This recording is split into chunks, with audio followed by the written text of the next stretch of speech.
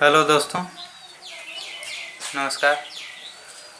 आज हम आप सभी को पॉलिटिकल साइंस के बारे में कुछ तथ्यों पर बात करने आए हैं आप सभी से, जिसमें प्रश्न है हमारा कि क्या लोकतंत्र में दलीय व्यवस्था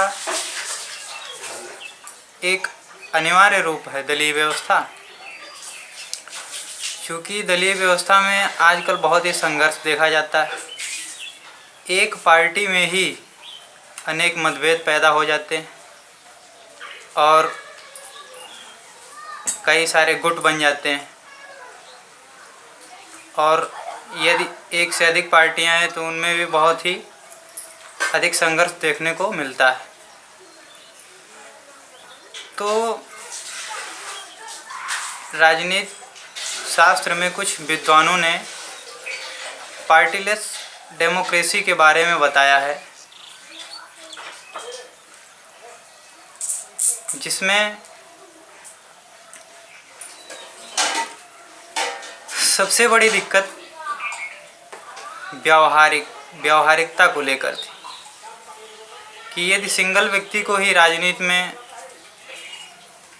इतने बड़े शासन को चलाना बहुत ही कठिन हो जाता है और उसके व्यवहार को भी, वह कितना व्यवहारिक है इसका असर पड़ता है लोकतंत्र में। तो इसमें कुछ बातें बताई गई हैं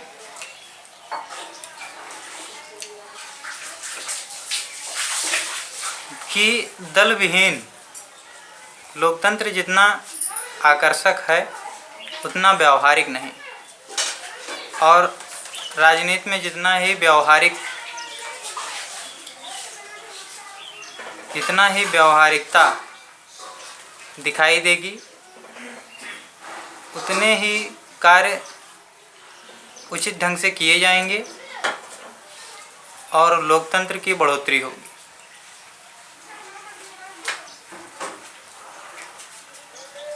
और यह भी बताया है कि राजनीतिक दलों की बुराइयों को दूर करने का एकमात्र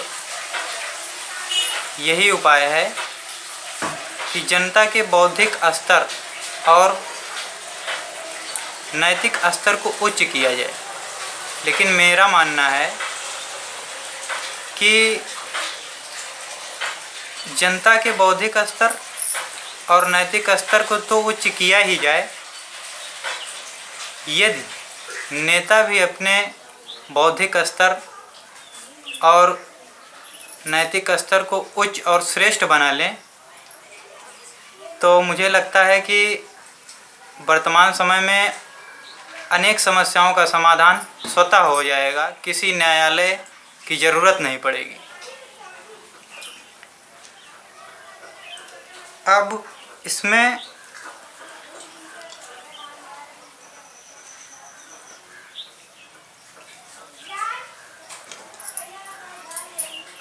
बताया गया है कि राजनीतिक दल प्रतिनिध्यात्मक लोकतंत्र के लिए आवश्यक है।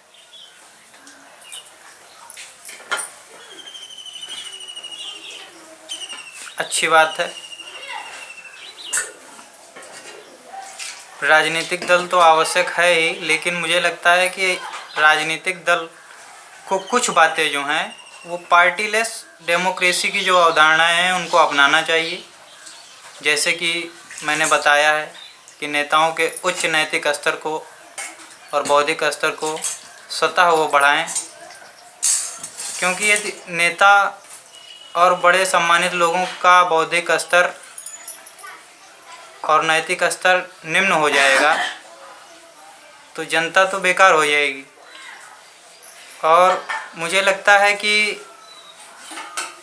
जनता केवल आम जनता का नाम नहीं है, क्योंकि लोकतंत्र में बड़े बड़े नेता भी, बल्कि स्वयं प्रधानमंत्री भी अपना वोट डालने जाते हैं। तो जनता में वो सब भी आते हैं, और इसमें जो बताया गया है सभी लोगों को अपने बौद्धिक स्तर और नैतिक स्तर को श्रेष्ठ और उच्च बनाना चाहिए। बहुत बहुत धन्यवाद। नमस्कार।